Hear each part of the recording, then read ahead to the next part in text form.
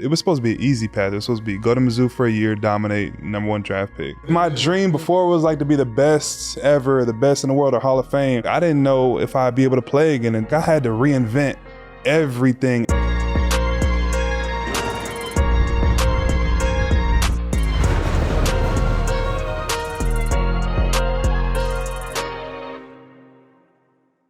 Peace. Welcome back to 7 p.m. in Brooklyn. I'm Carmelo Anthony here with my co-host. It's your boy, the Kid Mero, baby, the human direct flap. I keep it wavy.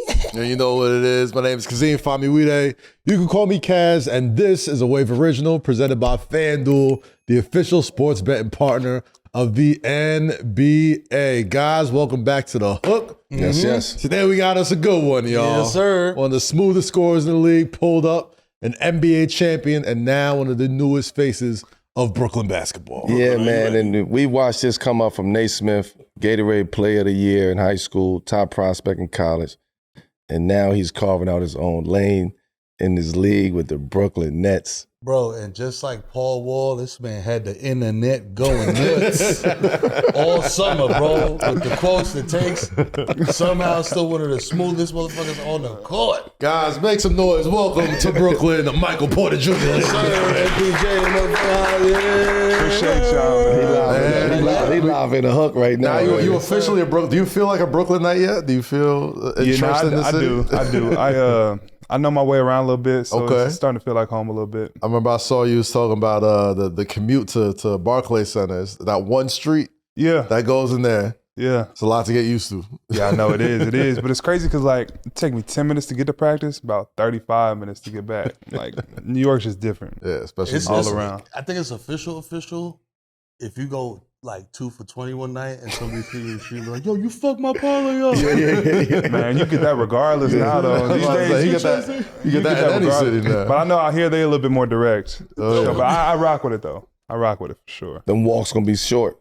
Yeah. Walks gonna be short, man. On this episode, we talk to MPJ about his journey from being the #1 high school player in the country, overcoming adversity and getting drafted by the Denver Nuggets, becoming an NBA champion as well, his move to Brooklyn, and how he's grown through everything that had come his way. We also get into how he stayed mentally strong through some tough family situations, talked about his viral summer, and debut our new segment called Run the Ones. Oh, showtime. Of course, we wrap it up with America's #1 segment, Fuck With It or Fuck Out of Here. Yes, sir. But first things first, MPJ, first off, anytime we get somebody on the couch, we like to start off a show with the section we like to call the Connect, which is, we sit down with our Hall of Fame co-host, Carmelo Anthony. We like to talk about the first time y'all either met, the first time you had interaction with each other. A lot of times, this is the first time you were just conscious of each other. So I'm going to ask you, so on the Connect, what was the first time you connected with Carmelo Anthony? I mean, my first vivid moment is in the bubble. That was my welcome to the league moment. Kind of matching up with him, Portland, you know what I'm saying? And I think it was game 3. I had went into the bubble kind of like, it was my first time really breaking out of my role for real. Right. A lot of dudes on the team had COVID, so I went in there and I was able to wiggle a little bit because a lot of our starters were out, so I was starting and I had a couple good games, a couple 30 pieces that kind of put me like on the map a little bit. Then we played them the third game, and just matching up with him, getting in that mid post and vintage Melo face up, jab, and it was just nothing I could do. So I think that was the first time that I really that was my welcome to the league moment. So You say that, and we were talking about a little bit off the air how you followed MPJ's career for a long time and watching him since high school. One of the most highly touted players coming out of high school, very Big time. storied, EYBL run with Mocan Elite and Trae Young and all that type of stuff. So what was your first connection with MPJ? Nah, it was that. It was, being a part of like that whole EYBL circuit. You get a chance to see everybody come through that. The who's who was coming through that circuit. So those years we had Team Melo. Team Melo was in there. But it was just like certain standouts, and you like, yo, I want to see who's the guys in this. As a player, you know what I mean? I want to see who they saying is who. And you just go, and then all you hear is MPJ. And my man was like, yo, you got to come watch Shorty, man. And That's when I watched him. So, you know, you see highlights and shit, but then you see him in action, it's like, oh shit. 6'9", 6'8", 6'9", could shoot, the handle, drive, get to the post, he'll punch on you. Like, it was different mid-post, he backed down. Like, it was nothing that he didn't have at that age. And you rarely saw that. So from my position, with, you know, that small forward, powerful, you know, that wing, it's like, oh shit. Like, now you got somebody you can cheer for. Like, you know what I mean? You can root for. It ain't a point guard. It ain't a, you know, a center. It's like, there's somebody in my position that we be wanting to root for. Pure scorers. Pure scorers. Like, he was, that was him. So when you saw that, it allowed me to understand, okay, now I see what the hype is. Now, and then you follow him. You take him to college in Missouri. What, you know, shit happened. He had to go to what he went through. But once you, as a professional, as an NBA player, once you tap into somebody, once you lock in on the younger generation, one person, you locked in. You gonna lock in with them all the way through. You just, it is what it is. Just watching the development. Yeah, you want to see the development because we know how hard it is to get where we at. So if you finally get to where we at, it's like, oh shit, that, you know, you walk the walk. In the funny way, y'all both have like kind of similar trajectories, right? Both careers started in Denver. You know what I mean? Now you're both in the New York area. Both had to deal with a lot of scrutiny as far as like off the court and what people say you can and can't do. And, you know, you mentioned it earlier, your welcome to the NBA moment was in the bubble, you know, playing against Melo in Portland. Yeah. And there was like a viral moment where, you know, Melo hit you with some shit. And he was like, damn, I seen that on the show. I think that happened. I think that was back from the bubble. That was in Denver. Okay, all right, it was in Denver. I think it was on that right mid post. You got it like back to back possessions and went to work. But I don't know. He told damn. He told damn with the Kevin Hart. Damn. You still got that? Bro, I did not think I said all that. I really don't. You did. I said, yeah, I still got that. He told, damn, I ain't know you had that. Man, I seen the clip. I was like, wait, did I really say that? Man. That was hilarious when I seen that. Man. What was going through your mind when you heard that? Was that the first time somebody unked you on the court? Like, no, I mean, at that point. That was happening all the time at that point. Yeah.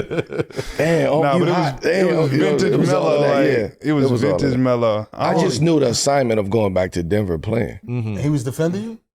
I was defending him. He be hacking. He was hacking? Were you defending me? I don't know. I was guarding him those couple possessions.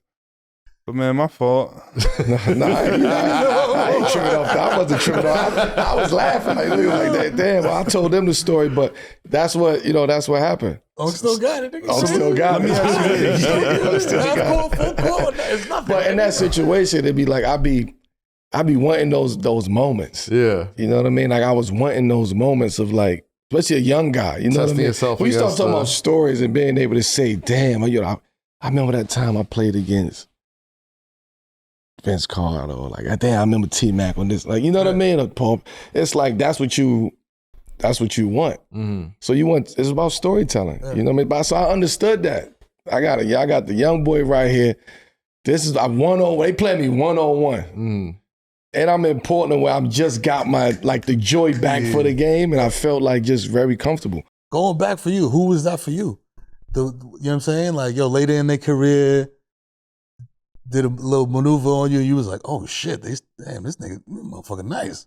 It was a lot of it because a lot of guys wasn't ready to get away from the game. You know what I mean? So guys was still There's still a lot of vets in your era. Yeah, I was the vet era. Yeah. There's no vet era now, so I was the vet now against him. What's your thoughts on that, by the way? Like the way the league sort of like trying to push a lot of it. Like, you know, we just seen what Russell Westbrook sort of went through just to get back on the team in Sacramento, and seems like we don't get a lot of those moments, those cross-generational moments of, you know, the young up-and-coming player playing up against the guy who is in your position. Like, what are your thoughts on being somebody who's playing in it and probably, you know, in Brooklyn now, you know, I guess Cam Thomas is the most tenured player on the Brooklyn Nets. Nick Claxton. Nick Claxton. Okay. I don't know. Like, my thoughts is like, man, I think that, like, first of all, you need vets. You need guys in the locker room to be any successful type of team, to win a championship. Like, for us,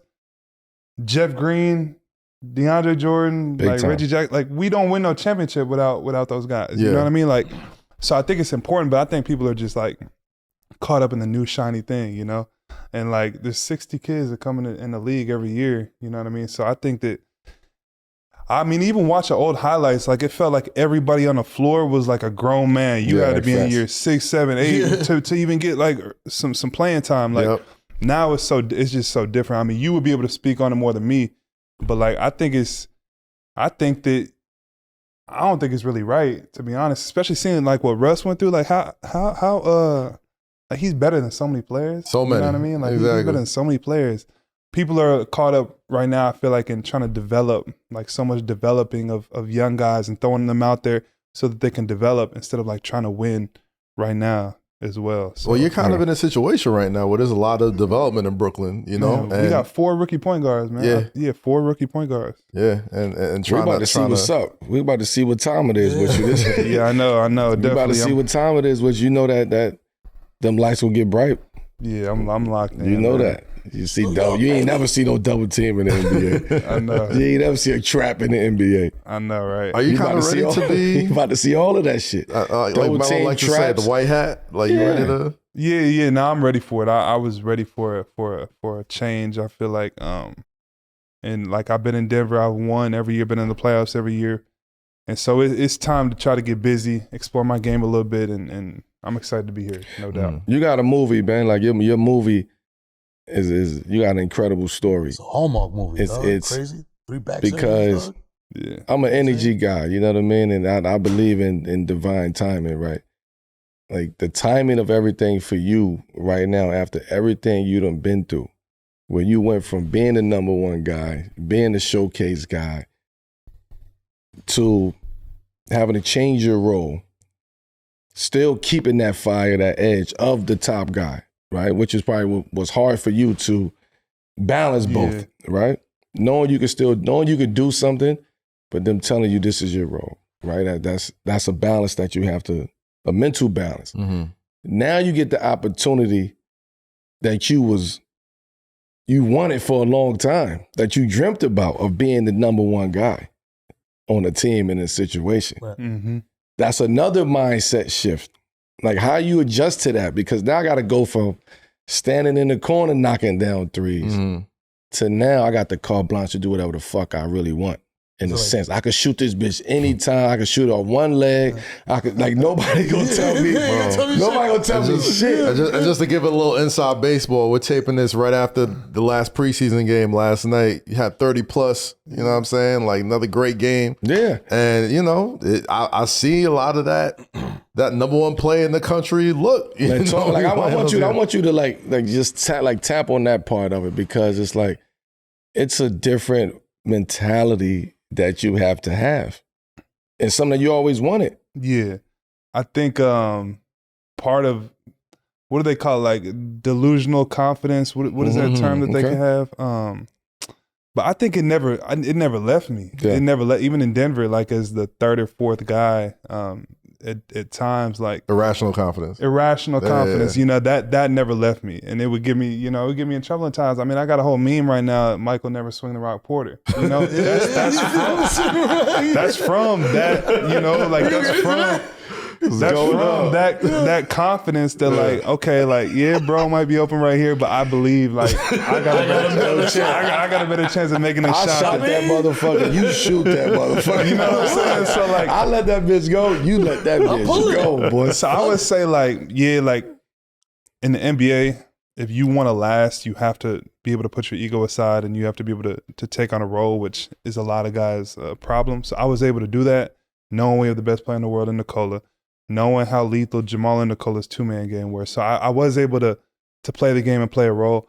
But like that confidence and feeling like I can make any shot on the court, and that never left. So to go from that to this role, I feel like kind of like at home in my head, like I don't have to get that back, you know. You know, obviously there's been injuries and I have to work around certain things, but that in terms of that mindset, I don't think that'll ever leave me. And that's part of the reason why it's so depressing at times, because like that fire, that work ethic, and that mentality of not being okay, not being the best, that never left me. So to just be a player in the NBA, that always just ate me alive. You know what I mean? Knowing like I'm looking at this dude now, I know he's not better than me, but I'm not able to always go like show it because of things I've been through and because of role or injuries. That's tough to deal with for me. But to be in this role now where I'm able to wiggle a little bit and I like y'all thought I was shooting contested shots beforehand. It might see a triple buffet. It might get hectic. It might get hectic. Never get a song again, boy. No, you're gonna see some more assists because like I'm gonna have the pill in my hand more. Like in Denver, when I got the ball, it was time to get them up. Of course. You know what I mean? Now, like if I'm getting touches throughout the entirety of the game and I'm always in rhythm throughout the entirety of the game, like, yeah, I'll fall into 4 or 5 assists just by having the ball in my hand. Yeah. We want to see that. As a real true hooper, like, and somebody who loves true hoopers, like, I want to see you go hoop. I want to see you play ball. I want to see you get to your back. Like, do what you do. I also want to see you do it in an effective and efficient way. Yeah. Right? Because you go from such efficiency in what you did in Denver and what you brought in Denver. Now you got the ball in your hands, right? So now I want to see you be that effective guy, be efficient, right? Win, lose, or draw, you still should challenge yourself to do that. You know what I mean? Because you don't want the narrative to be, man, this motherfucking MPJ, man, this motherfucker. You don't want that now. You don't want that. You know what I mean? Right. Like, and now you're getting your opportunity to step up there with the ball in your hands. And like you said, if you want to shoot a one-legged shot, you shoot a one-legged shot. You have the empty plate to do whatever the hell you want to do. And not for nothing, man. Like, the opportunity is there, right? Like, no offense, there's no expectations for Brooklyn right now. Like, especially in this city, what's happening across the water, what's happening in the East with, Boston and Indiana and all these other teams. Like, there's really not a ton of expectations in the Eastern Conference. And there's always like 1 or 2 or 3 teams. So go be the highest scoring duo in the NBA. Know what I mean? Like, have fun with this shit. I see him and Cam Thomas like having certain nights where it's like, who's guarding these highest scoring duo? I'm calling that one of them. So you talk about the efficiency, the role, having to adjust in Denver. What about that, you know what I'm saying? And like being a younger dude too, like what about that prepared you for what you're doing now? And also like what parts of your game grew, you know what I mean? What did you have to learn, relearn, you know what I'm saying? As far as like the game itself. Yeah. Like I think like coming to the league in Denver, it was like I never really was coached by like I didn't get that college experience. I went from high school, which my coach was Brandon Roy, so that was dope. He prepared me a little bit. Shout out to B-Roy. Shout out to B-Roy. One of my favorite hoopers, Man. But I think just coming into the league, it's a rude awakening that a lot of guys aren't ready for. Getting put in that role, put in that box. But I always say, like, even if you're put in a role, never stop working on, because you might not be in that role your whole career. So a lot of guys, I feel like, you get told how to play, get put in a role, and then it just sticks. And you don't get a max contract guy, or you don't get like an all-star without guys early on in their career saying like, man, they're telling me this every day in the gym, that this is my role, this is what I'm supposed to do. But I got more belief in myself that I'm gonna keep working on these things. I feel like a lot of guys just stop working on certain things and go shoot corner threes or just only work on the things that they're gonna do in the game. But for me, I just kind of kept working on a lot of different things so that this opportunity now, I feel like I'll be okay, but it'll be a learning curve, you know what I mean? And I even, I've been watching a lot of Melo's highlights. Like, I don't want to have to waste tons of energy every game, on the perimeter, having to, get by other teams' best defenders and deal with that and shooting crazy contested shots. So watching, the mid-post work and being able in the fourth quarter when things get tight, give it to me on the mid-post, face up, jab, shoot over the top, or, rip, one dribble, pull up, like, I got to get comfortable in the mid post. So I mean, there's no better person to watch than Melo. So I think that's gonna be big for me for sure. I'm interested in seeing you in that area too. Because we know you can shoot the shit out the ball. Yeah, man. Like, we know you can do that. 7 p.m. behind the scenes, Melo and MPJ getting that work in. Nah, it's you know, we was getting the gym though. We back, the I mean, it was a year I was. Yeah. I mean, I've always been at the top in the league of contested shots taken and making. Yeah. Like percentage wise, but there was, I think, a couple years ago, I was number one in the league at percentage in the mid range, like number one. So if I can get in that mid post and just raise over the top, like that's easy money. I just got to get comfortable doing it. You know what I mean? It hasn't been something that I did the last 7 years. Yeah. And low key, I think everybody in the league has started looking for that next, not position, but like next Jalen Brunson situation where it's like a good player on a good team gets an opportunity to go somewhere and be the guy. Yeah. Brooklyn's had a few of them. Mikal, even Cam Johnson coming from Phoenix to Brooklyn, he exploded onto the scene a little bit more. So, hopefully I do the same thing. It's gonna be exciting, man. I can't wait to see it. But now that you're in Brooklyn, we right here, down here in Red Hook, Saturday afternoon. What's been the one thing that surprised you the most about hoop culture in New York City? Obviously, a highly touted player your entire life, but basketball in New York is it's a whole different experience than anywhere else. Man, what surprised you the most about it? I would say the amount of parks that just have hoops. Like, I'm just driving by and everybody's outside hooping. Like, I live, in Brooklyn, and I pull up to the piers, and there's the park over there with the pier. Like, I pull up and I go shoot at times, and dudes is pulling up just trying to like play one-on-one, but they're not even all the time pulling up a fan. They're just trying to get some good bumping. Like, and it's like, so I just think it's cool that everybody just want to be outside, like hooping and just enjoying life. It's a culture out here, It really man. is a culture. Yeah. So I've gone to that pier a few times, and there's been times where I get mobbed and people, but there's been a few times where dudes are just trying to pull up and play ones and like really trying to win. Like really. Yo, you're not lying, bro. Cool. Be a 5'6" Mexican dude. He don't even know you really. He don't even know you pro. He's just trying to get it in, bro. Yeah, He fucking up his workout though, man. He been out there all morning shooting that bitch from back here. From behind the ear. Did you run into anybody in the courts and in the streets? They gave you a little bit of decent run. So far, I've been. It's been bad for him. So far, it's been bad. How many of them know like, oh, that's MPJ? Or how many of them go into it being like, this nigga, this is just a Dominican dude? No.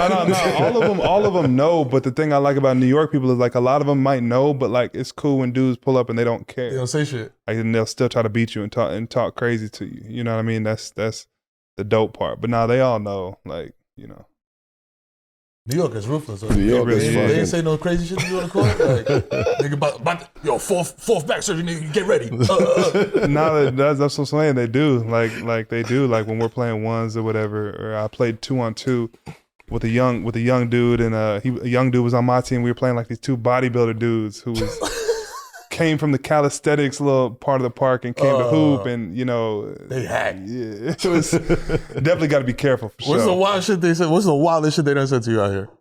Man, I don't even know. But hold on, you really be playing 2-on-2 though?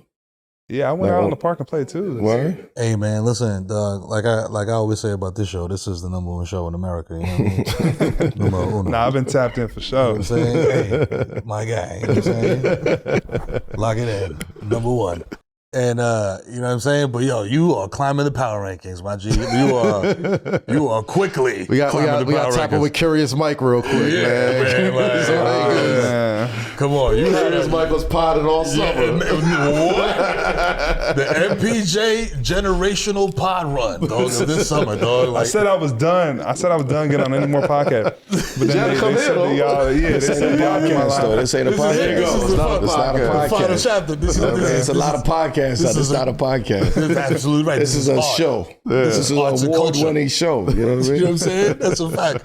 Man, listen, so we gotta talk about the like I said, the MPJ generational pod run. You know what I'm saying? I had to say it in the movie voice because that's how dramatic it was. Was it really though? Like, for the internet. I didn't know that though. I'm really just talking shit, yeah. But then I didn't even know that it was going so crazy. I really didn't. Like, I'm not really on social media. I didn't know people were taking it to that extreme. My brother in Christ. That is how it always happens. That is how it always happens. I know from personal NBA, experience. Okay, I said Babe Ruth was Dominican. I should set the internet ablaze. You know what I'm saying? But you said some shit. You know what I mean? Let's read a couple of these joints. You know what I mean? Baby of Dominican. It's a fact. Baby Rodriguez. You know what I'm saying? If you look it up, that's his real name and information. You know what I'm saying? Look it up. Google it. If the first thing that pops up is me, ignore that. So one of your joints is there was one girl I really liked, but she used to talk to a dude in the league, and I was like, I can't do it because if I'm cooking him, he gets to say, "That's why I hit your girl." I mean, Yeah. fair take. Which is, I mean, honestly, if I'm playing ones, I mean, I would be concerned if somebody had a different take. Honestly, like, that's what I'm saying. Like, if somebody, you know what I'm saying? Like, I don't feel like that's one of the things that went crazy on the internet. But it's like, why is that going? So I think so. I actually saw Cam Newton say the same thing on his podcast. Yeah. He was like, if it's somebody I'm going to be around on a daily basis and have to see them, and they just, you know, like they've hit your chick or whatever, like it's gonna be tough to deal with. Maybe there's some dudes out there that are on the maturity level and emotionally, you know, locked in enough to where that won't bother them. But that's just, unfortunately, that's not me, bro. hey, listen. And I think that's a lot of. You're that's a not lot charging it to the game. Nah. Listen, self-awareness is very important. You know what I'm saying? It's you need that. Another one is, listen, I'm not saying I'm a misogynist or anything, but I'll throw on some Andrew Tate and see how they react. Yeah. You know what I'm saying? About the shorties. You know what I'm saying? Yeah.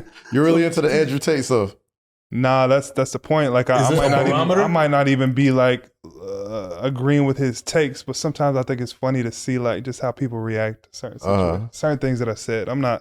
There's a lot of things he says that I don't agree with. A lot of things a lot of people say I don't agree with, but I think like seeing people in different situations, seeing how they react, they also might say something crazy that I don't agree with as well. So I think that's kind of the point I was trying to get across. Like, Right. It's like I said, it's a barometer. It's like Larry David with the MAGA I was hat. about to say, like, you're what I like to call even like bring a chaos shorty, agent. like, but it ain't even that. Like I'll bring a girl, like I'll bring her to church or something, or I'll bring a pastor around and see how they, you know, are in that situation, you know? So I think it's just like seeing people in different situations and going off of that. Cause at the end of the day, I mean, my dad told me a story. He was engaged to a girl who, you know, put on his front like she was a certain type of way, but then like he didn't realize till later like that whole time was kind of a front. Mm-hmm. And he's kind of instilled in me like, you know, that's people do that. So I feel like I got to be very careful, and especially if you're gonna lock all the way in with somebody, you got to know how they really are. And people are very good at putting on a facade. So I think that was kind of the point I was trying to get across, trying to figure out people's real views and who they really are. You know what I'm saying? So, It's kind of like, I mean, like, maybe you was being logical. I was just trying to be logical. emotional. But I mean, I think what gets me in trouble is that I'll have conversations that are supposed to be had in private, or people think that they should be had in private, or really just in your own mind, and I'll just say it on a podcast. Hey, which bro. is, to me, that is not the end of the world. I think more people should do that because people are so. Say how you really feel, motherfucker. Yeah, people are so filtered. You know what I'm saying? You know what I'm saying? People are so filtered. I mean, I respect the fact that like whatever you say, like you stand on it, right? Like Yeah. whether people agree with it or not, like I seen the Playboy Max stream you did. I seen the interview you did with Johnny I'll say this Manziel. though, like certain topics, I think, you know, they need to be spoken about in a more professional like setting, Right. Because some things are very sensitive. So like the Playboy Max stream, like It's not a professional setting. sitting there, we It's just- chilling with our shirts off out in the backyard. You He's can talk asking me shit, like, yeah. would you rather this or would you rather this, or like questions about the WNBA or this or that. Like those conversations, I think, should be okay to be had, but like it's about the setting. Right. It needs to be in a respectful way. So I would say I'll definitely stand on every take or any opinion I've ever had, but maybe like the place and time in which I said it, you know, maybe sitting here with y'all having a conversation is different than sitting on a stream. Right, you know? right. You know what I'm saying? For Facts. sure. But so you a young dude, man. This is an unction right here. You know what I'm saying? You feel me? Like I'm not okay. Don't call him not okay, Shaq. okay. 45 is Big on. bro. Oh, so we both big bro. We not uncle. 45 is Big on, bro. Shaq. So this is a big bro situation. Yeah. But you a young dude, man. So like, what gives you the confidence to go out there and, like you said, speak your mind, say whatever is right here, knowing that the internet is just waiting. Yeah. You know what I'm saying? To be like, got him. I think so. It kind of, I was homeschooled growing up. I didn't go to public school till 8th grade, so I already had my own way of thinking. I never was programmed. I never was going to school and the teachers telling me this is how you need to think. This is, like it was just us at homeschool. We were just us, So I think that may have been where it started, where I just was a free thinker. And then I think like basketball and like even like money or fame, that has never been like my goal in life, That has never been like my it's never been my thing. Like even when I used to hoop, like even when I was in high school, best player in the country, it never registered in my mind like I'm doing this so that I can be a millionaire one day. I just love to hoop. Right. I just wanted to be the best.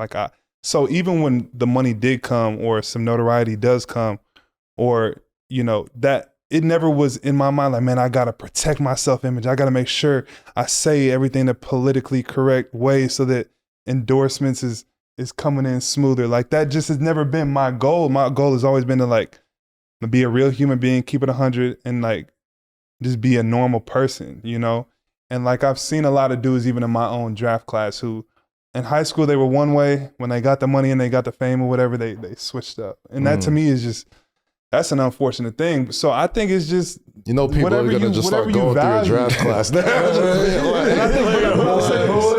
Let's roll up that draft class. Who was it? But he could say that, he could attest to this. Like, if you're a young dude coming in the league and you're trying to stick and you're, in a fringe situation and you haven't gotten that money yet and you haven't got and you're, obviously you can't just go say anything crazy because people, they really do value like who you are as a person and if you're going to make their program look good or look bad. So that's one thing. But I mean, I've been able to play 8 years, which is 8 more years than they were telling me I would ever be able to play. Right. You're a vet. You know what I'm saying? I've made some good money. And at this point it's like, I mean, you see it even now, like I feel like more people are starting to say how they really feel, which is refreshing. I think it's refreshing. Yeah. Like, I really think the world is refreshed by people just speaking their mind.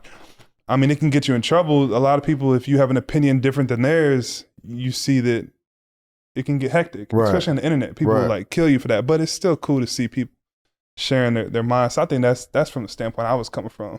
And I'm probably going to keep doing it. Like during the season, I'm going to lock in. During the season, I'm going to lock in. I probably won't do a whole lot of media. But like, man, next good luck. season, You're in New York, bro. I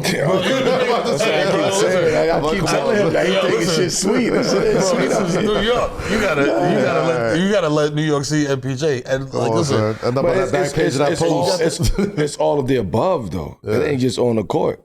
You know what I'm saying? It's like, you gotta ingrace yourself into the media. Not saying you gotta be bullshit with the media, but you gotta stand tall with the media.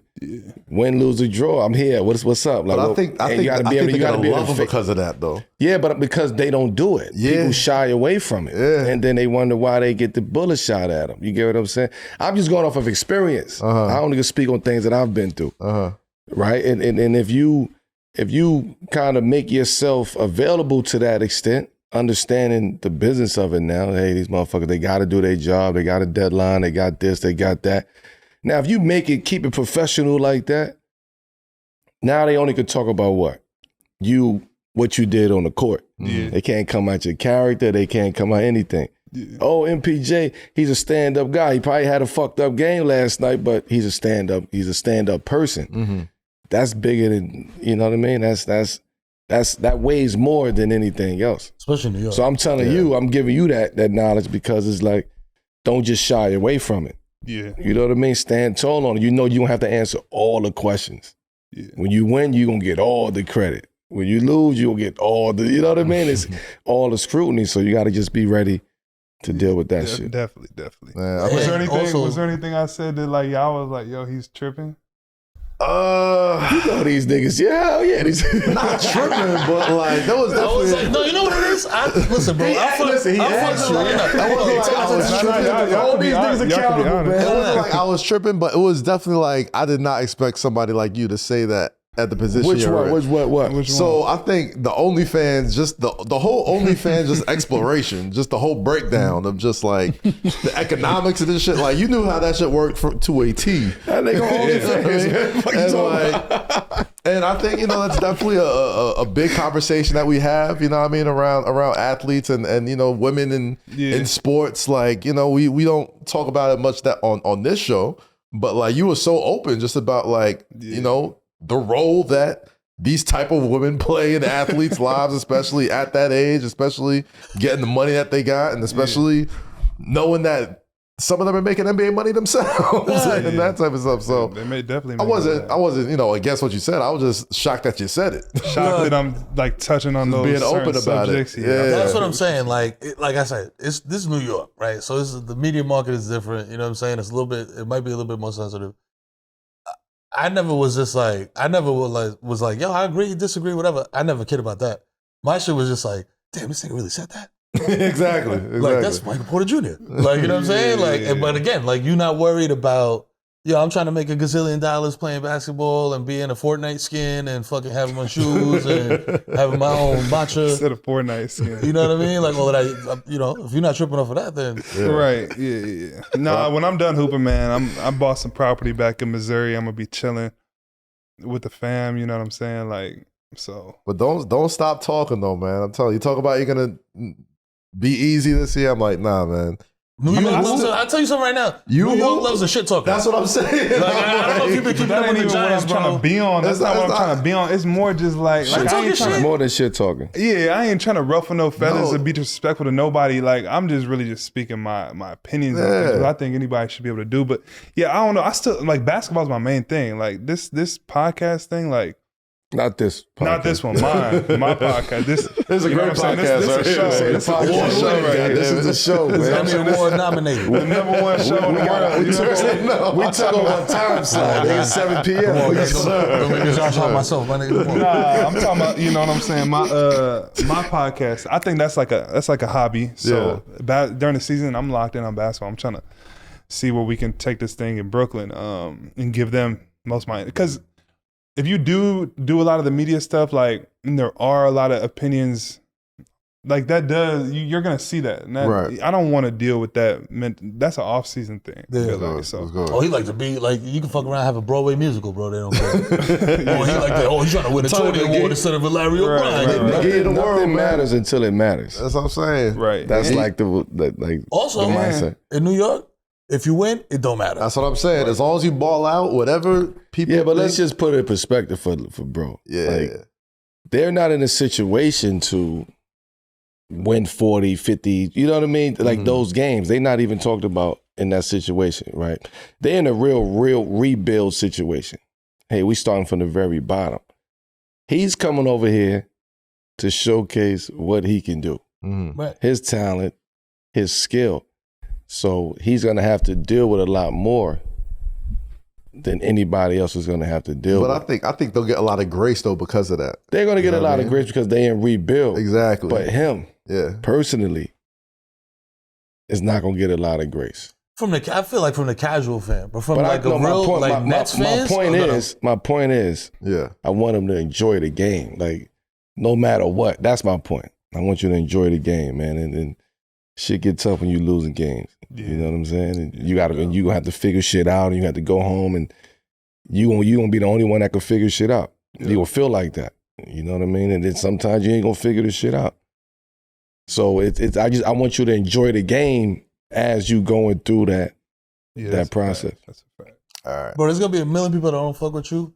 The 10 people that fuck with you, that's all that matters. There you go. Lock in with them. It's 3 in here. It's like 10 in here. There's a couple back here. You're in good hands, baby. It's NBA tip-off week, and FanDuel is your home for live betting. So even if you missed the start of the game or want to ride the hot hand, FanDuel has live bets on everything from who will score next to fourth quarter comebacks. Plus, you can combine your live bets into a same-game parlay for a shot at a bigger payout. However you want to play, now is the perfect time to join, because FanDuel is giving new customers $300 in bonus bets if your first $5 bet wins. So just visit FanDuel.com/7PM to sign up today. Play your game with FanDuel, official sports betting partner of the NBA. Must be 21 and present in select states. For Kansas, in affiliation with Kansas Star Casino, or 18 and over and present in D.C., Kentucky, or Wyoming.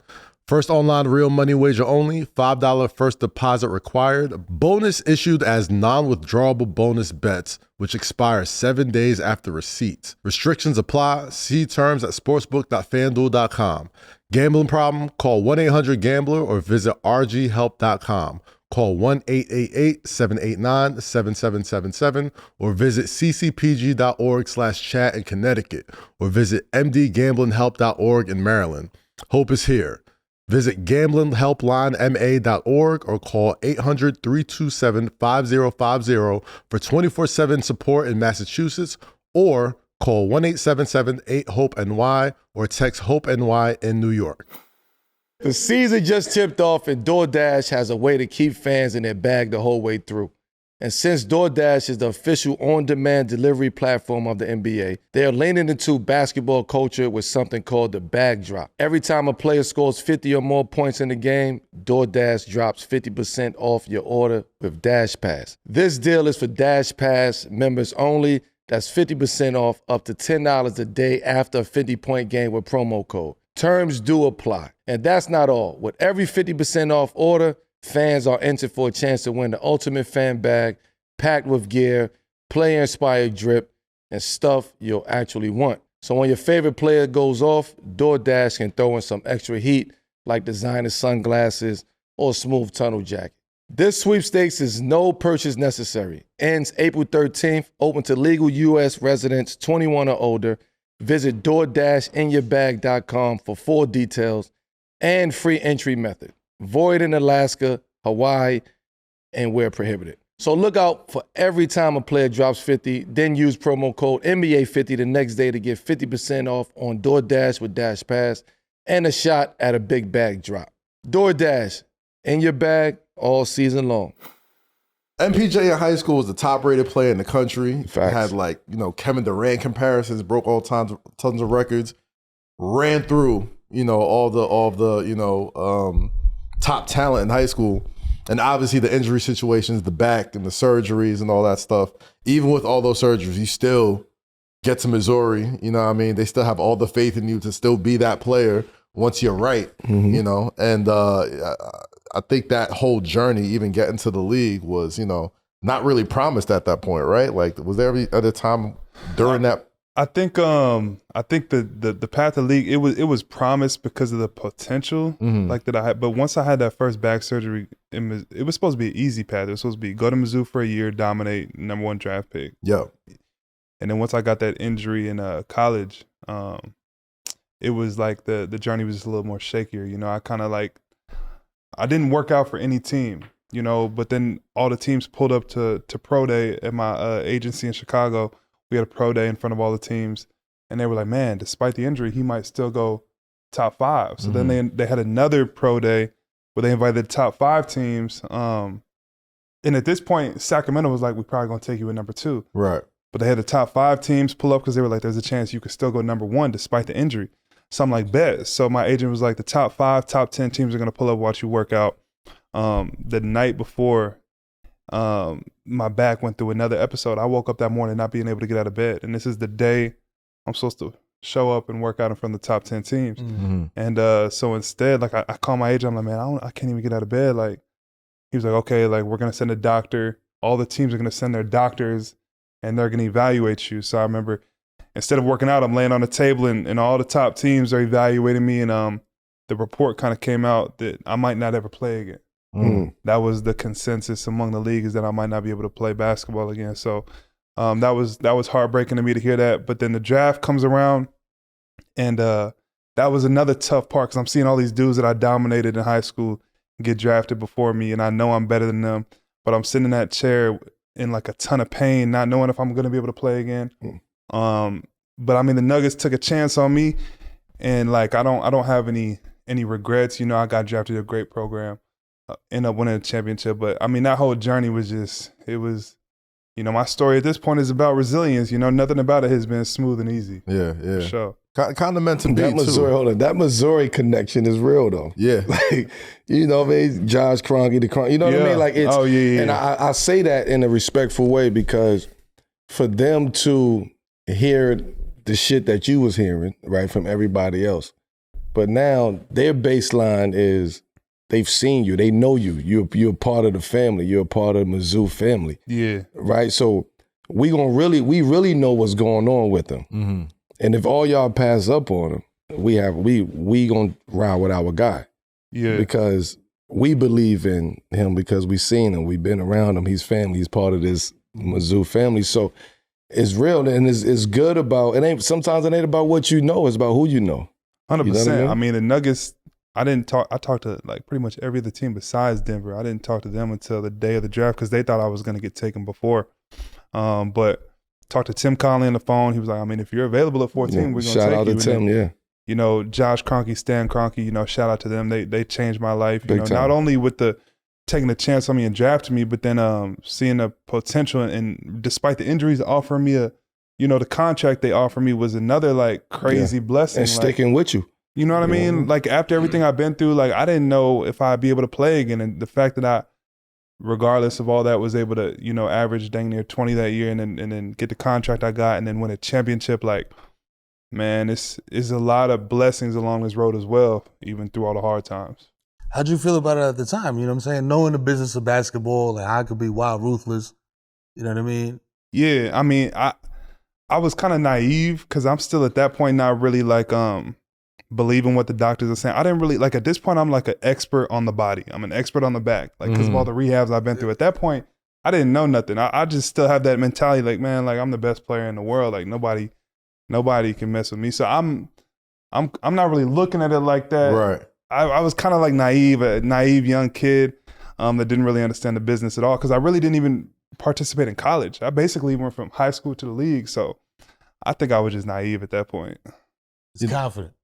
Yeah, I just thought I was going to get back from that back injury and still, you know, be the same player. But get this back here out of me real quick. You know what I'm saying? Facts. I had no idea though, like the complications of the injuries that I had though. It's a lot. How did that affect you, you know, as far as like your mindset though? Because injuries for any NBA player, I mean, you know, I don't think Melo had any real extensive, like long injuries like that. Yeah. But when you're sort of like already facing your athletic mortality that young, Yeah. like how do you sort of like switch that to, you know, not just trying to play again, but compete at a high level, compete at a championship level? Yeah, man. I mean, it changed me as a person. You know, I used to be able to walk on the court and just have fun and be free and know I'm gonna dominate and just lose myself in the competition and just be the best and know I'm the best. And then after the injuries, it was like, man, I'm having to think about things on the court that I don't want to think about. I'm having to take care of my body way more than everybody else, and definitely to this day lost some of the pure funness and like the joy of basketball. You know. Because before it was just like, man, roll the ball out. I can go kill. I can jump from the free throw line, dunk the ball. I can shoot over anybody. I got handles. I can get past anybody. And I think after the injuries, I'm having to just think so much. I'm having to adapt my game. I had to, instead of, you know, my whole life going right, I like to go right and jump off that left leg. Now I'm having to figure out how to go left and jump off my right leg. Like I had to reinvent everything after some of those injuries. So I think for me, like, finding the joy and finding like the gratefulness and like the small things has been a process for me because, man, there's been some like dark, like depressing days. Even to this day, like I have a hard time going on YouTube and watching my old highlights. Right. Just seeing like the freedom of movement and like the fun I was able to have. You know, now it's different. Like I'm still blessed. Like this is year 8 in the NBA, you know what I mean? And there's people that are going through a lot worse than what I ever went through. But I mean, it's as a hooper, like mentally, like injuries, you can't really describe what that does to you. Like it really messes you up for real. Like it really does. Just as a confident dude, I've always been a confident dude on the court, and to go from that to like overthinking at times and things like that, and people saying, oh, he's not putting forth a lot of effort. Oh, he you know, he doesn't give a lot of effort on defense, that blah, blah, blah, blah, blah. Like nobody in the history of the NBA has been in my shoes and played through what I've been through. 3 back surgeries with That's a fact. with what I got going on night to night, and still being able to play 80 out of 82 games. Last year, 79 out of 82 games. Like nobody's done that. So like I always thought I was gonna be one of the best in the world, Hall of Fame, everything. Like that was my goal. But I still to this day like can say like I'm the best in the world at what I've been through. Nobody's been through what I've been through and been able to come out the other side and even compete against the best athletes in the world. I was told I was never going to play again. and I'm still here in year 8. So, I mean, you know, I just look at it like that now. To hear you say it, I'm glad you said it. I'm glad you speaking like this, because for so long you hear the opposite. You hear what you can't do. You hear what you're not going to do. You hear you're not going to be here for a longer time. You hear so much shit about what he had to go through and still come back and play. So I'm glad that people now will have an opportunity to hear you speak about what it's like going through that situation, what it's like going from the number one player, bar none, knowing your path. Like, I'm number one player in high school. I'm going to college for a year. I'm going to be the number one pick in 2 years. You get what I'm saying? Like, this is, and to go from that to not knowing if you're going to play again, right? That ego hit. Yeah. Then now you at the bottom. Now you got to build yourself all the way back up, not the same way. Right. So now you got to deal with the darts. He not this no more. He's not going to be that. He can't do this. He can't do that. You got to deal with all of that shit and still go out there and try to perform, right, where the odds are totally against you. Because now we holding you to hear what we know MPJ is the number one pick, supposed to be number one pick, number one player in high school. Now you giving us this. This is a whole nother player. So it's hard to take the hat off of this and put it on this side. And to a fan's eye, if they just watching you, once you're on the court, all that other stuff is you're not even thinking about. Nobody cares about that. It's like that. You're on the court, like you got it. You good, right? Nobody cares about it, but like the mind just shifts into who are you right now? Yeah. What have you done for me lately? What have you done for me lately? And people forget about the body of work. Right. And then now in his case, you forget about the body of work that. Yeah, man. I had to learn, I really had to learn how to be alone. Like you said, like to be at the top, never really have no scrutiny. It was just from the first time I was ranked in like the 9th grade, I just climbed all the way, number one player in the world. Never really had a lot of scrutiny to then the whole world kind of like hating on me. I had to learn how to be alone. I had to learn how to get in the gym alone, get in the weight room alone, learn my body alone.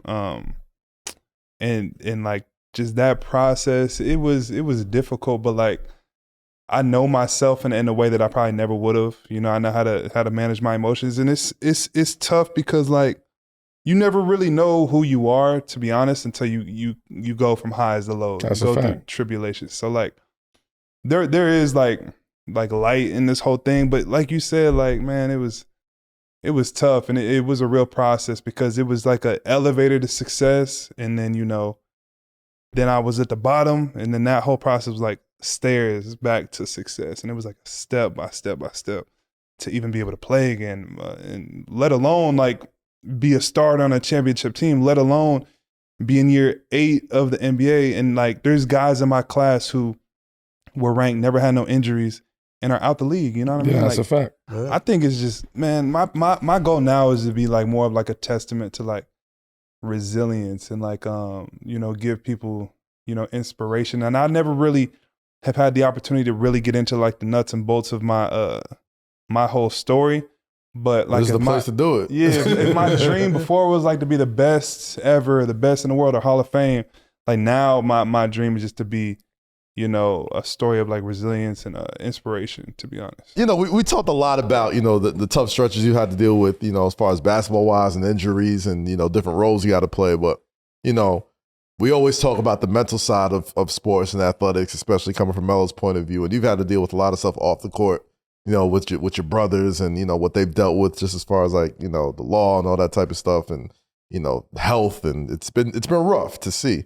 A lot of times we don't really know how players sort of manage that mentally while still trying to like compartmentalize that they have a job to do. So, speaking as somebody who's had firsthand experience, how have you been able to sort of compartmentalize like being this, basketball player, but also, what's been going on with your family and being there for them and, in those times? I think, family always comes first for me. So that was something I had to handle. But I think like, honestly, just the like learning how to go from high highs to low lows, just through everything I've been through, I think I've been able to like callous my mind to where like I just like life is life. In good times I'm cool, but also in bad times I know how to stay pretty cool, and it was tough to see my family go through some of those things, especially my parents, because they raised all of us in such a an amazing way. You know, my mom homeschooled us. You know, my dad was a great father. So I think it was tough. You know, a couple of those situations happened like during the playoffs, and I'm having to go to the courtroom and then go play a playoff game later that day. You know, so that was tough. But I think athletes get really good at ignoring their feelings as well. You know, every single day we got to wake up and do something that you don't really want to do every single day. Like if somebody tell you they want to get in the cold plunge, you know, and do all these different things, they're lying to you. So I think I just got really good at you know, ignoring my feelings and doing what I got to do. Yeah. You know what I mean? While you was going through all of that stuff, was there a point where you start thinking like this shit could affect me and what I do? A lot of kind of what was swirling around you and the narrative that was around you. You ever think that was going to affect you? Like How did it affect you? My brother Jonte's situation? Just everything, everything that was, you know, you dealing with your injuries, you dealing with family issues, you dealing with just life. Yeah, I mean, it did affect me, man. Like my mental health, I'm not going to sit here and act like it's on point. You know what I mean? Like I'm not about to sit here and act like I don't have tough days where I'm not trying to talk to anybody. I'm not going to act like I'm happy all the time. But like people go through it way worse than me, you know? Like my brother's situation, like it could have been him on the other side of that car accident. You know, you got to look at that. You got to look at, man, like there's just so many things that can be changed if you look at it from the right perspective, you know? And I think I've done a couple things that kind of, like even like going up last summer, I went to the Philippines and I spent some time with some children out there that had gotten like trafficked, you know, and they had been rescued. And I'm sitting there playing with these kids, these young kids, and the trauma they went through. And that just completely puts your situation into perspective. So I think like here in America, you know, we live a very comfortable life. And sometimes when you can get outside of that and go see some people that's going through some real, like people complain here for my Wi-Fi went out. You know, my Wi-Fi, my water. You know, I got to take a cold shower right now, or whatever it is. But like, man, if you go see some of the real world, like it's different. Yeah. So I think it's all about perspective, and I think for me, I was able to kind of tap into that a little bit. It's a new season, so you know we got to start off with some brand new segments right here at 7 p.m. in Brooklyn. As basketball expands globally, the one-on-one game is growing as a major event. So shout out to B's, T-Max, Ones. You know what I mean? The next chapter, all of those joints are doing great work, expanding the game. So at 7 p.m., we're embracing that change. Run the Ones. It's a cross-era hypothetical segment, which is not about who's the better NBA or 5-on-5 player. It's about who runs the court in one-on-one battles. Think of it as our own sort of versus segment, basketball-wise, right? So MPJ, we need your opinion on who would run the Ones and why. All right. So first off, we're going prime Shaq versus Jokic right now, and why? You played with Jokic. We talking about one-on-one. We talking about one-on-one. One-on-one, Shaq is going to win. Okay. He's going to dunk the ball every single time. And Nikola, even though he can shoot threes and stuff, he's going to eventually miss, and then Shaq's going to get it back and dunk the ball again. Like one-on-one Shaq, but in a 5-on-5 setting, I think it's what and what. Like I think Joker is up there as an all-time great as a center. Absolutely. Sure. Yeah, he is. Absolutely. But we're talking one-on-ones. If it's win his ball, make it, take it. Shaq is Shaq. There's maybe like two people on You earth. understand? Shaq. Shaq is Shaq. We haven't seen nothing like Shaq. And we haven't seen somebody since. I just did an episode with Dwight. Y'all know how strong Dwight was. He Yeah. said, like, man, like, it wasn't nothing you could do with Shaq. 385 jumping like that. Well, you've moving never like seen that. nobody like Shaq. 385 We've is never crazy, seen bro. anything like, and no physical specimen of a. 385, you should be Shaq. blocking for Jackson Never. Dart. You know what I'm saying? Yeah. We've never seen nobody like that, bro. Never, ever. And that's what they do now. If you can't hoop like Shaq, that's exactly what they got you doing. Blocking for Jackson Dart on somebody's offensive line. What about prime Allen Iverson versus current Jalen Brunson one-on-one? That's a good one right there. I actually think it'd be a better game than a lot of people would say. Yeah. I feel like a lot of people, like, even if they've never watched the tape of some of these OGs, they're always going to give the OGs but as a one-on-one scorer, Brunson's unbelievable. He can put the ball in the hoop. one-on-one. And, like, he's so strong. So, like, I feel like AI would have a hard time getting stops, but so would Brunson. So I feel like that's going to, if they play 7 spots or 5 spots, I think it's going 3-2. Yeah. They're playing 7, so I think it's going 4-3. It's whoever's hot, whoever gets the ball first. Like, but overall, I'm gonna say AI overall though. I love me some Jalen Brunson, man. But AI, man, 1-on-1, have to stay in front of him. Yeah. He's different. No help. Yeah, you go to the island, bro. Yeah. Hit you with that wow. You're like, I just think the thing is, like, we talking about 2 players that have no chance of guarding each other. Right. You know what I mean? That's the thing. That's the thing. Like, It's just whoever gets the ball last, basically. You win in that joint. So You gotta shoot for ball. Whoever win that, win the game. I'll give a slight edge to Brunson, though, just because I think he's a better outside shooter than AI. But that's probably it. Everything else, I don't know. That quickness, I don't know who's staying in front of AI. Y'all niggas is crazy. I don't know who's What's staying. the next one? What about you? You ain't gonna pick one? No, we go to the next one. We go to the next one. Come on. United Nations Melo. Melo ain't trying to get no back crazy. All-text cap. Next one. Let's go to the next one. He's the guest. You asked the guest. You I asked the guest. Gotta ask the host, the Hall of Fame host. Let's take MVP year Kevin Garnett versus MVP year Giannis Antetokounmpo. Oh shit. 1-on-1. Big ticket versus running dunk. You know what video's going through my head? That video of KG in the Olympics doing the 1-on-1 drills that went viral all those years. But we ain't talking about He's full like, court. We talking about 1-on-1. right, Half 1-on-1. court. Not even half court. It's like 3-point line and in. I don't know, man. That's a tough one. Are we up for them? Are we doing mid post or from the perimeter? We top of the key. Top of the key. Yeah. I think I'm gonna have to go KG. I think.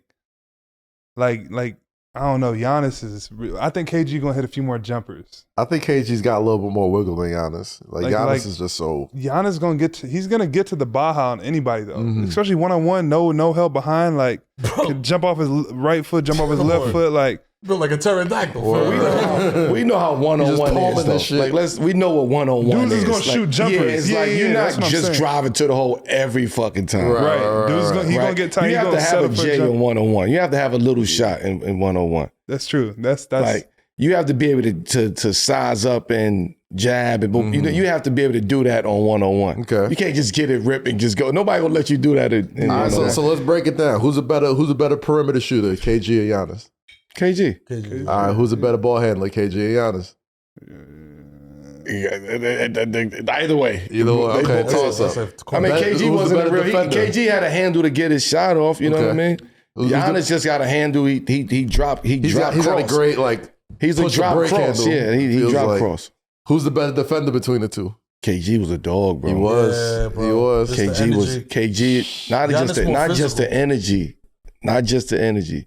KG was locked down, locked down, locked down. And the energy just on top of that. He has like that defensive spirit, bro. Like I just think of like those fucking slapping the floor, like trying to guard the point guard. Giannis slapping the floor, be like, but he does that because of KG in a sense. And Giannis, if he really want to, can shut a whole game down if he really want to. He might be the only, like one of the few guys that's out there who could guard the perimeter, guard the rim all at the same time. Like close out, get back to the rim. And I low key I might give it to KG off the fact that like I think he personally played against better power forwards than Giannis has. Like KG used to have to go through because you had to defend. Role. You had to defend Tim Duncan. You had to defend Rasheed Wallace. You had to defend Jermaine O'Neal. You had to defend Dirk. You had to defend these guys. I wasn't a power forward. I couldn't even play. You had to defend Carmelo and Barkley. And Kevin Willis. you had to defend these things. Like that's different defensive. Like a defensive mindset. Like right now, there's not even like the body types, and like they're not putting guys on the floor that can really do anything. Right. You know what I mean? Like it's challenging Giannis night in and night out. Like it was night in and night out with the matchups. Yeah, Garnett, Duncan. It's like Carmelo, it's the way point guards is now. Jamal Howard. It's like it was Zoe, Alonzo Mourning, even though he's centers and all that, but you still was down there. Yeah. Tough. You ain't got those prototypes no more today. Yeah, I'm giving it to KG. I love Giannis, but I'm giving it to KG. All right, so king of the court. Out of KG, Shaq, and AI. Come on, you can't even. Why you even put AI in there? See, so Brunson probably got a better chance if you like. No, you see, we gotta break this shit. We gotta have Come on, man. 6'5" and under. Yeah, it's got to be like Right? weight classes. 6'4" and under, and then 6'5", 6'5" to 6'8". We'll go 5'11" to 6'4". Yeah, We'll go 6'5" to like 6'8", 6'9", 6'8". 6'5" to 6'8", 6'9" and up. Yes, After that, yes. All right. But I don't know, like, would he get Well, AI tired not of winning. backing somebody down and dunking every time? KG not winning. I don't think so. No one is winning a one-on-one game Not against Shaq, if bro. it's That's what AI, I'm but it's saying. KG. If we're playing king of the court, Yeah, nah. if we're playing king of the court, if it's just everybody on the court, you know what I mean, make it, play defense, whoever gets the 21 first wins. You ever play King of the Court on 2K? Yeah, not on 2K, nah. But in real life. You? Yeah. You ever play against one of them big 7-foot niggas out there nigga out there with a Carhartt outfit on? Like, that's what I'm saying. You not beating them All the niggas extra- on one. Nah, you can't beat them. All the extra XP and shit. And that's video game shit. This is real life. You ain't beating Shaq in a one-on-one shit. Yeah, I'll take a Shaq. If it's king of the You're court, not. I'm taking You're not. Shaq. Absolutely. I don't think he gets tired. And he got a little bit of, you know what I mean? A little bit of No, wiggle you're to not him, beating too. Shaq. We talking young Shaq? Yeah. Ain't nobody beating him. All right, so MPJ, just to wrap up running the ones, who is your favorite one-on-one player? I'm gonna always say probably Kevin Durant. Yeah, I'm gonna say KD. You got a lot of comparisons to him coming up in high school. I remember every mock draft that says like next Kevin Durant, archetype. Anybody who was 6'9" and 6'10" could handle the ball, could shoot. Light-skinned Was Kevin KD, yeah, everybody. You know what time it is. Mm-hmm. You know what I'm saying? Hold on to your seats. And if you haven't hit that thumbs up yet, stupid, do it right now. You know what I'm saying? I'm getting ready to tee up the number one segment or number one show in America. Ladies and gentlemen, you know what I'm saying? Thank you, MPJ, for being here. Yes, This sir. is fuck with it or fuck out of here. Let's you know go. what I'm saying? If you tapped into the show, you know the vibes. Yeah. You know what I'm saying? We asked you a question. I didn't convince me. You know what I'm saying? I wasn't terribly convincing. We're going to make it work. We asked you a question about something that's going on in pop culture, and you tell us if you fuck with it or fuck out of here. You the perfect guy to ask because you just say what's on your mind. You know what I'm saying? First things first. You know what I mean? LeBron said on his wife Savannah's podcast that the first thing he told his financial advisor when he started managing his money was, if you steal my money, bro, or if I'm broke, bro, it ain't gonna be good for you. You know what I'm saying? That's a Question fact. here. It's fuck out of it. It's fuck with it or fuck out of here. Telling your financial advisor, touch my money, and I'm turning into Liam Neeson. I'm fucking you up. I have a special set of skills. I rock with that. Definitely. Fuck with it? Yeah, for sure. That's your one job. You Yeah, have that's a one job. no-brainer. Yeah, you got You have one job. That's a no-brainer. If that's what y'all come with, it's gonna be easy. I don't even know you. Like we don't even know each other yet. Yeah, so that's gonna be the first thing that we talk about. Man. I You be my best friend. Nelson, like, yo, come on. Oh, man. Pitbull until he pissed on himself. I was like, all right, now you good. You know what I'm Any saying? good financial advisor be your best friend or your worst enemy, man. It could be one of two ways. TikTok is full of wild things, and one thing we keep finding, oh my God, Oh, our glizzy boy. enthusiasts. Oh, boy. On the left. For this fuck with it or fuck out of here, we got Gumby 305 Yeah, at come on, Costco with a brand new glizzy life hack. I already know this is about to be egregious. Oh, no. Braided mohawk with a No. with a 14-inch pizza. Yo, no. Hey, all right. This is nuts. No, not the slides with the glizzy. Yo. Oh, not the pizza wrap glizzy. Bro. He's Can I just, be- he's doing, Oh, the sauce. Yo, I feel bad. Yo, whatever bathroom you going to, Chip, after this, R.I.P. Can I be honest? At first, Oh, yo. Only on for edible. I might be with you. at first, before the extra sauce on the shit, I was like, you know what? I'll try it. I see where he was going with it. Listen. Fuck out of here, I man. see where he was going with it. Man, Once he hell put that no. relish and the cheese and shit, I was like, nah. Yo, y'all too gotta much. stop that. I gotta chose to back tell out. All right, Gumby 305 says you can feed the family for $27.29. So MPJ, as a fiscally responsible hooper, I must ask you, fuck with it or fuck out of here. The Costco Glizzy sampler is a good, affordable meal for the family. That's a flag on the question. Like, what are we doing here? Like, what are we? What Shout are out to we? Joe and Jada, man. We need a flag. $27.29 is a crazy price, though, Jeff. $27.29 ain't too bad. Feed I the ain't whole gonna lie to fam? you. The whole fam, We man. gotta break a 50 for that. Not everybody can eat good every day, man. Like, Sometimes you need a Costco Glizzy, man. You know, I grew up eating Taco Bell all the time. Hey man, listen, you Yo, got you Taco Bell, you eat good for 27, $29 Taco Bell. What? It used to be Taco Bell every Yeah, they broke out the old boxes. mayonnaise sandwiches and all that. You know what I mean? Syrup sandwiches and shit That's what I'm like saying, that. though. 27, That 29. right there, you want me to, I'll bust that 27, $29 down. Chop the glizzies up. One glizzy is for one, you know what I mean? There you That's go. like a couple days Throw it in right the there. spaghetti. Nah, I'm saying make some ramen. Chop the pizza You know what I up, mean? take the crust off. Now you got your pig in the blankets for a couple. That's another day during the That's week. true. Okay. You get what I'm saying? You can make hors d'oeuvres. You gotta bust that down. 27, 29, that's like a week and a half in a sense. Knowledge. If you saying 27, 29 can feed your family, right? Yeah. We gonna bust that 27, 29 You're down. gonna make it work. We gonna make it work. We That's gonna what stretch that referee. 27. Because the 29 I is don't know making, though, but the now 29 making me 27 mad ain't the though. same though as it used to be. He said that just now. Yeah, That's he said, right like I now. said, the hot dogs and That's the and other pizza. day in Costco eating the glizzies with the Glizzy pizza. sampling. That's crazy. Shout out to Costco though. They I keep the mean, prices consistent. Costco do feeding keep a family it, you for know what I mean? $27, $29. That is crazy. A lot of places they're keeping their prices, you know, below market line. Costco, they got them $2 hot dog, whatever it's Rock with called. Glizzies, it ain't It ain't a big deal. it It's ain't not a too big deal. No, you got a part of that. We'll let you go. We'll let you go on that one, champ. But we were saying, I'll be honest, like the Yeah. pizza wrap, the he hot got dog to wrap rephrase pizza. that. See, I'm that's what like, be happening on the other podcasts and shit. On the Man, other y'all podcasts. said it was the Glizzy segment. I'm saying if you like Glizzy, then shit. That is 27, 29. crazy. I'm not even mad at the glizziness of it. You know what I'm saying? It's just that a pizza wrapped around a hot dog, bro, is not built for a 40-year-old stomach. You know what I'm saying? That's all I'm saying.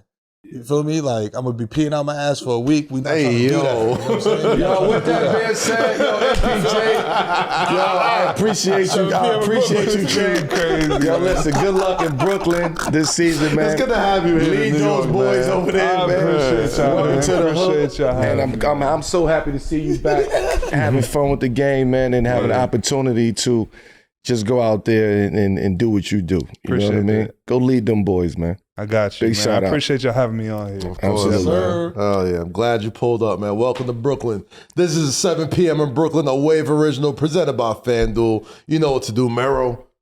Come on, man. Like and subscribe, dog. YouTube. Hit the button. All Hit that. the thumbs up. Leave a comment. If somebody said a comment that you don't agree with, disagree. Fight in the comments. Unbelievable Engage. with you, though. You know what I'm saying? Engagement. You know what I'm saying? Shout out to the 7 p.m. fan, man. They be going crazy in the comments in the past couple Go of crazy, years, man. Shout out to the Absolutely. fans. Shout out to the community, Absolutely. too, man. Of Shout out. course. Say some shit about my hat. I don't give a fuck. Let's go. You foul. Peace. We out of here.